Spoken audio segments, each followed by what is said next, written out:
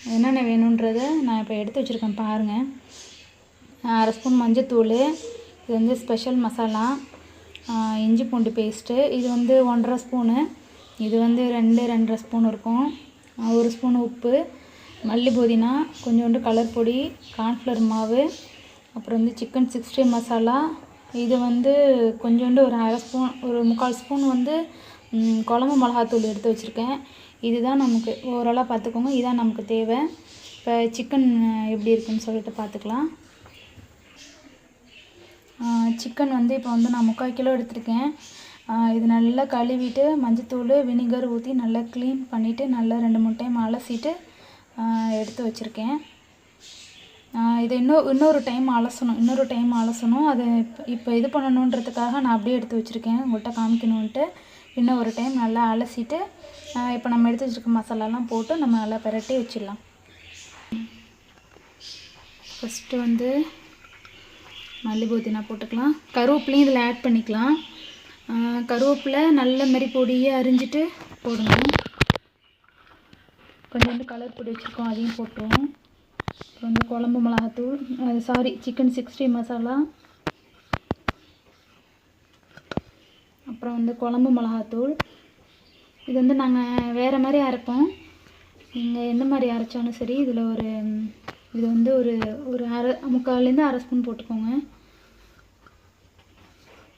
இது வந்து மஞ்சத்தூள், இது வந்து ஸ்பெஷல் மசாலா,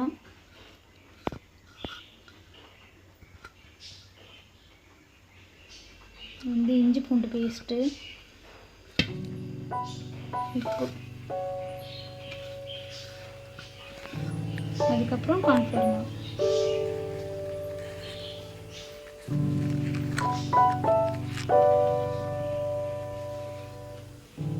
எங்கள் வீட்டு கிச்சன் வந்து ரொம்ப குட்டியோண்டு கிச்சன். அதில் 2 பேரும் நின்றுட்டே திரும்ப முடியாது, ரொம்ப குட்டி கிச்சன். அதனால் வீடியோ வந்து ரொம்ப க்ளோஸ் அப்லேயே எடுக்கணும், வேறு எந்த காரணமும் கிடையாது. இதனால நம்ம இப்போ வந்து பிசைஞ்சு வச்சுக்கலாம். தண்ணி வந்து எப்படின்னாக்கா, நீங்கள் சிக்கன் வந்து நீங்கள் ஒரு 2-3 டைம் கழுவிட்டு நீங்கள் இது ரெடி ஆகிடுச்சு, நீங்கள் ரெடி பண்ண போகிறீங்க அப்படின்ற டைமில் சிக்கன் அப்படியே கழுவி ஒரு 3 போட்டு ஓரமாக வச்சுருங்க. மசாலாலாம் ரெடி பண்ணுற வரைக்கும் அது என்ன ஆகும்னா அப்படியே போயிட்டு கொஞ்சம் கொஞ்சமாக அதில் இருக்க தண்ணியெலாம் விடும். அந்த டைமில் என்ன பண்ணுறீங்கன்னா தண்ணியை ஃபுல்லாக வடிகட்டிட்டு அதுக்கப்புறமே வந்து இந்த மாதிரி மசாலா போட்டு சிக்கன் 60 நீங்கள் இந்த மாதிரி பிரட்டி வச்சிங்கன்னா உங்களுக்கு வந்து ரொம்ப நீங்கள் பொரிக்க எடுக்கிறப்ப ரொம்ப தண்ணி விடாது. இல்லைன்னா நீங்கள் ஒரு 1/2 hour 1 hour வச்சுட்டு அதுக்கப்புறமே நீங்கள் அதை எடுத்து யூஸ் பண்ணுறப்ப உங்களுக்கு வந்து அப்படியே தண்ணி விட்டு போயிருக்கும். இஞ்சி பூண்டு பேஸ்ட்டில் இருக்கிற ஒரு இதே பாருங்கள், தண்ணி இருக்கும். ஏன்னா நான் ஃபுல்லாக வடிகட்டினா அந்த இஞ்சி பூண்டில் உள்ளது, அப்புறம் ப்ளஸ் அந்த சிக்கன் வந்து நான் இது போட்டிருக்கோம்ல மல்லி புதினா, அதில் உள்ள ஒரு இது எல்லாமே வந்து சேர்ந்து அப்படி தண்ணி அந்த மாதிரி இருக்குது. இன்னும் ஒரு 10 நிமிஷம் வச்சுருந்தீங்கன்னாவே வந்து சுத்தமாக தண்ணி விடும்.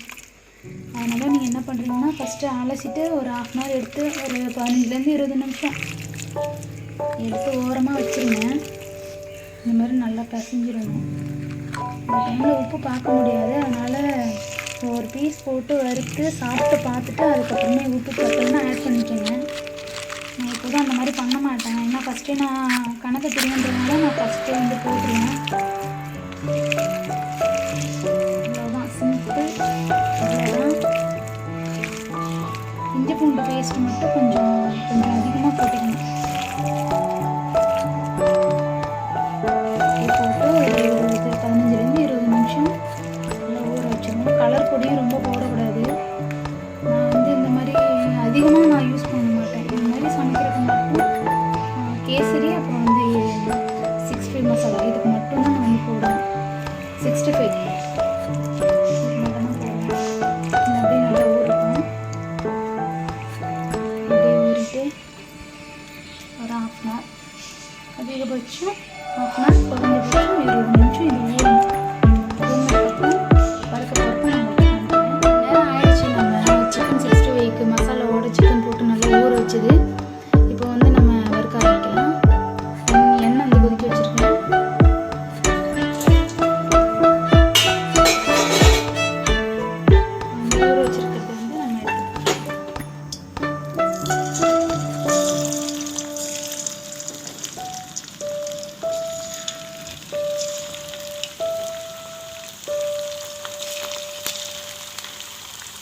பார்த்து பொறுமையாக போடுங்க.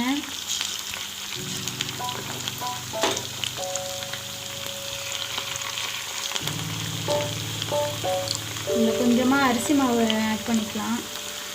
கொஞ்சம் மொறுமொறுன்னு வரும்.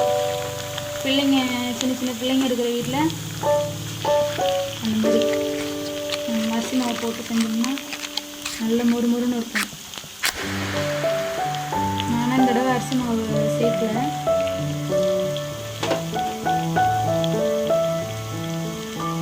கடையிலே வந்து நீங்கள் பக்கோடாக்கு அப்படின்னு சொல்லிலாம் வாங்காதீங்க. ஏன்னா அவங்க ரொம்ப குட்டி குட்டி பீஸாக வெட்டி கொடுத்துருவாங்க. அது வந்து நமக்கு வந்து க்ளீன் பண்ணுறதுக்கு ரொம்ப கஷ்டமாக இருக்கும். அதனால் நீங்கள் பெரிய பீஸாக பக்கோடா கறிக்கு வேணும், பெரிய பீஸாக கொடுத்துங்க, நாங்கள் வந்து பீஸ் போட்டுக்கிறோம் அப்படின்னு சொல்லிட்டு அப்படியே கத்திரிக்கோளால் சின்ன சின்ன பீஸ் நமக்கு வேணுங்கிற அளவு நம்ம வெட்டி கொடுத்துக்கலாம்.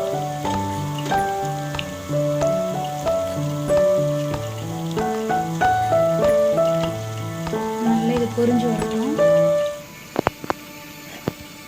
நம்ம போட்டு உடனே டிஸ்டர்ப் பண்ணக்கூடாது. கொஞ்சம் லேட்டாகவும் இப்படி ஆட்டோமேட்டிக்காக அதுவே மேலே வெந்து அழகாக நல்லா வெந்துட்டு இப்படி மேலே வரும்.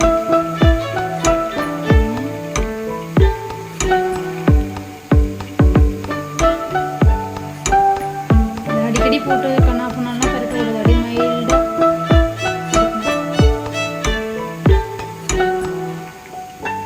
உங்களுக்கு பிடிச்ச வீடியோ எந்த மாதிரி வீடியோ வேணும்னு சொல்லிட்டு கேளுங்க.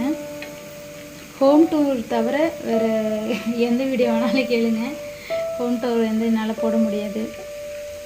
ஏன்னா நாங்கள் வாடகை வீட்டில் இருக்கோம். அது வந்து அவங்களுக்கு அவங்ககிட்ட கேட்டுலாம் நம்ம வந்து பர்மிஷன் வாங்கிட்டுலாம் இருக்க முடியாது. அதனால் நான் வந்து ஹோம் டூர் மட்டும் போட மாட்டேன்.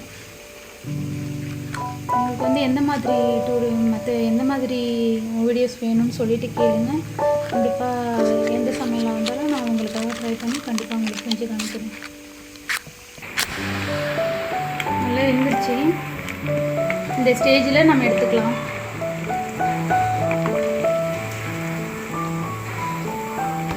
நல்லா கிறிஸ்பியாக வேணும்னாலும் எடுத்துக்கலாம், எப்படின்னாலும் எடுத்துக்கலாம். ரொம்ப கிறிஸ்பி வேணும். இது வந்து ரோட்டு கடை சைடு செய்கிற சிக்கன் 65 ரோட்டு கடையிலலாம் இந்த டேஸ்ட்டில் தான் செய்வாங்க. கண்டிப்பாக உங்கள் வீட்டில் ட்ரை பண்ணி பாருங்கள். ட்ரை பண்ணி பார்த்துட்டு கமெண்ட் பண்ணுங்கள் எப்படி இருந்ததுன்னு சொல்லிவிட்டு. பிடிச்சிருந்ததுன்னா லைக் பண்ணுங்கள், ஷேர் பண்ணுங்கள். மறக்காமல் சப்ஸ்கிரைப் பண்ணிவிட்டு பெல் ஐக்கானை கிளிக் பண்ணிடுங்க. வீடியோ பார்த்ததுக்கு ரொம்ப ரொம்ப நன்றி.